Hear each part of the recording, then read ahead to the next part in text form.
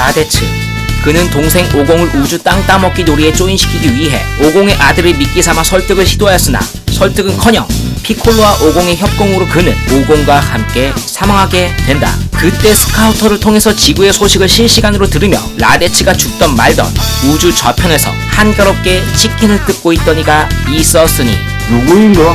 그는 바로 초엘리트 전사 전투 천재 사이어인의 왕자 베지터님 되시겠다.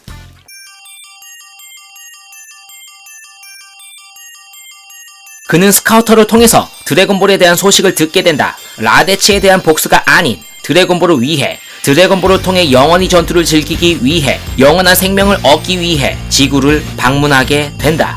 네퍼에 비해 작은 체구를 유지하며 네퍼를 세치의 혀로만 통제하고 초반 50 패거리들에게 위압감을 조성하던 그는 결코 가벼운 존재가 아니라는 것을 방증하는 모습들이기도 하다. 마침내 50과의 1대1 대결, 나는 초엘리트 전사다, 나는 사이어인의 왕자다 라는 말들을 늘 입에 달고 살던 베지터는 그 말들이 절대 허세가 아니라는 것을 입증하듯 50은 베지터와의 싸움에서 한계를 느끼고 자신보다 더 강한 자가 있다는 것에 대해 흥분을 감추지 못한다.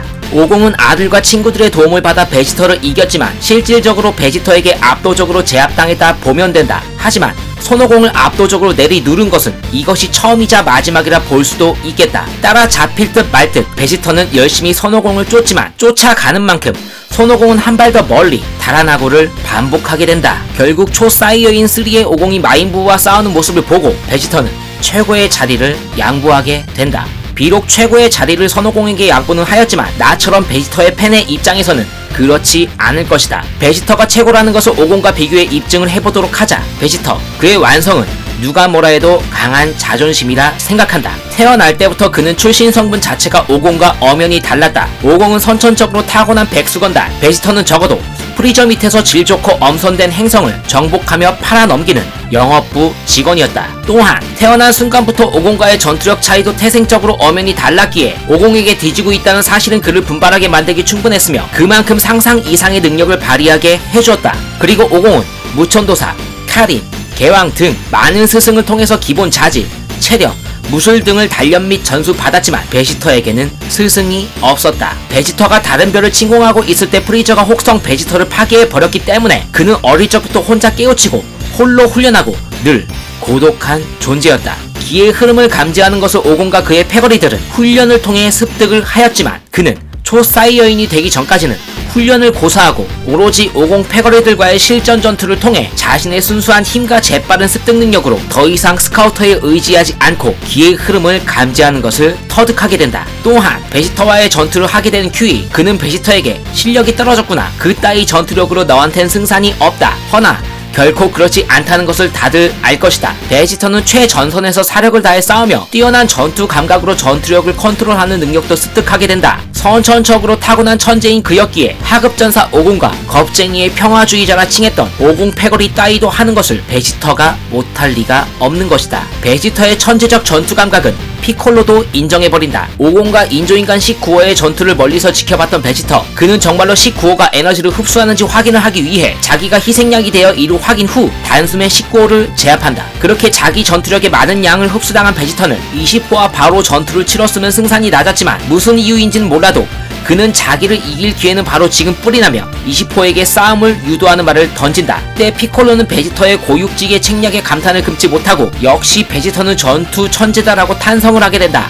이뿐만이 아니다. 사이어인의 전투 능력과 자신의 오만함 때문에 그는 셀 완전체에 적극 협조를 하게 된다. 셀의 조롱에 자존심이 완전히 구겨진 베지터, 눈에는 눈, 이에는 이, 그는 완전체 셀을 조롱하게 된다. 네가 아무리 완전체가 됐다 해도 이건 피할 수 없을 것이다. 그 말을 들은 셀은 아랑곳하지 않고 베지터의 공격을 피하지 않기로 굳게 마음을 먹고 몸을 단단히 하게 된다. 즉 천재 베지터는 교병지계를 펼쳐 완전체 셀을 잠시나마 당황하게 만들기도 한다. 그의 천재적 전투 감각은 선천적으로 타고났으나 너무나 안타까운 존재이기도 하다. 언제나 고독하게 홀로 수련하고 싸웠으며 깨우침을 위한 어떠한 도움도 받지 못했으면서도 자신의 한계를 하나하나 깨뜨려 나아간 천재 베지터, 50처럼 주변 환경이 좋게 조성이 되어 있었다면 분명히 50을 능가하는 엘리트 전사로 남지 않았을까 하는 아쉬움이 남는다.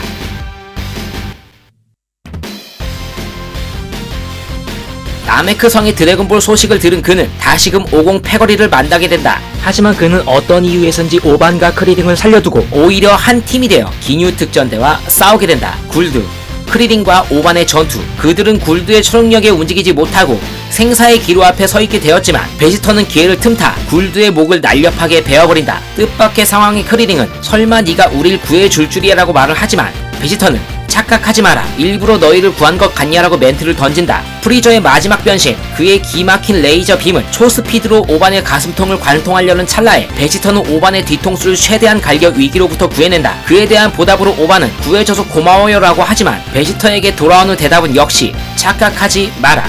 얼떨결에 50 패거리와 함께 지구에 온 베지터. 50 패거리는 50의 죽음의 달을 침울해 있을 때 베지터는 드래곤볼로 영혼을 여기로 부른 후 살리면 되지 않냐 라는 비상한 아이디어를 제시하자 감동한 그의 오반이 베지터에게 악수를 청하지만 냉정하게 이를 거절하며 다음과 같이 화답을 한다. 착각하지 마라. 난 단지 초사이어인이 된 카카로트를 두 눈으로 보고 싶을 뿐이다. 이러한 베지터는 달콤한 감언 이설 따윈 어울리지 않는 오로지 행동으로 실천하는 인물 되시겠다. 악화된 심장병으로 인해 쪽도 못쓰고 쓰러진 50을 보며 내 목표는 어디까지나 카카로트 라고 하면서 괴로워하는 선오공을 더 이상 지켜볼 수 없어 부축하여 일으켜 세워주는 대신 힘껏 피콜로의 방향으로 50을 발로 차버린다. 인조 인간들로부터 50을 보호하기 위함이 확실하다. 말로는 매정하나 겉으론 자상함이라는 것은 절대 드러내지 않는 베지터. 그의 표현은 늘 이런 방식인 듯 하나 예전에 잔인하고 극악무도한 사이어인 베지터가 아닌 자기 자신도 모르는 사이에 점점 그는 50과 그의 패거리들의 영향을 받아 온화해져가고 있었던 것이다. 그런 영향 때문인지 베지터는 특히 어느 순간부터 50은 증오의 대상이 아닌 동료이긴 싫지만 동료가 되어가고 있는 관계이자 애증관계로 한 걸음 한 걸음 다가서고 있는 게 아닌가 싶다. 또한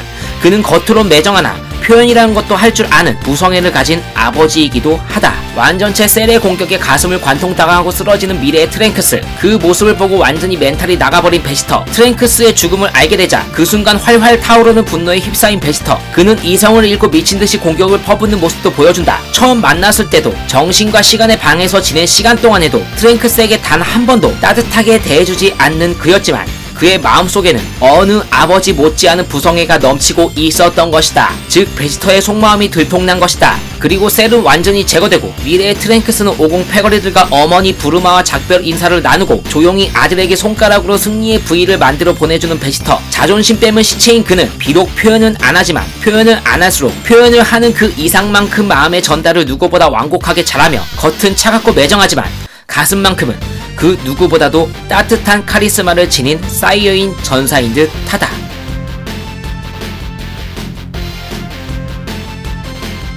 지구에서 생사를 넘나드는 전투를 경험하게 된 베지터. 그러한 전투를 경험하고 우월한 종족 특성상 그는 전투력이 한층 더 높아지게 된다. 휘와 도도리아를 순차적으로 수월하게 제거한 그는 우쭐거림과 건방진 버프를 듬뿍 받고 마침내 자봉과 대결을 하게 되었으나 자신감이 너무 넘쳐서 자봉을 무시하다가 정신없이 터지다가 기사회생으로 목숨만은 겨우 건지게 된다. 댄데의 치료로 부활 후 전투력이 상승한 베지터. 너무 터지고 다녀선지는 몰라도 감을 잃어선지 본인이 슈퍼 사이어인이 되었다라는 착각 속에 건방짐이 200% 향상되어 프리저에게 까불다가 결국 터짐을 거듭하다가 심지어 주둥이까지 잘못 눌려서 사망하기에 이른다. 마침 슈퍼 사이어인이 된 베지터 그리고 등장한 인조인간 17호 18호 그들은 선호공 이외에 다른 녀석들과는 전혀 싸울 마음이 없었다. 하지만 베지터는 굳이 그들에게 가서 시비를 건다. 이유는 드디어 50을 넘어섰다라는 자신감과 다시금 왕자로 군림한 자신을 무시했기 때문이다. 베지터는 터지다가 팔이 부러지고 딱 안 죽을 만큼 몇 대 더 터지고 의식을 잃는다.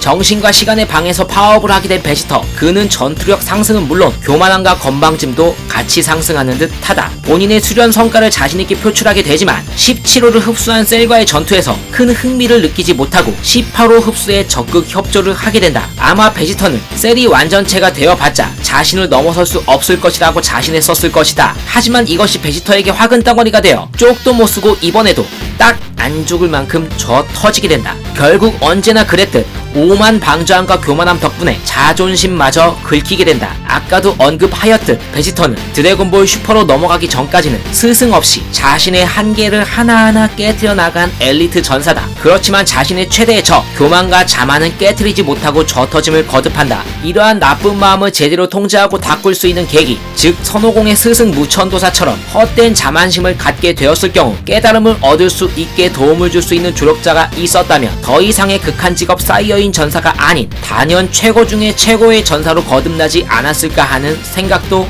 해본다.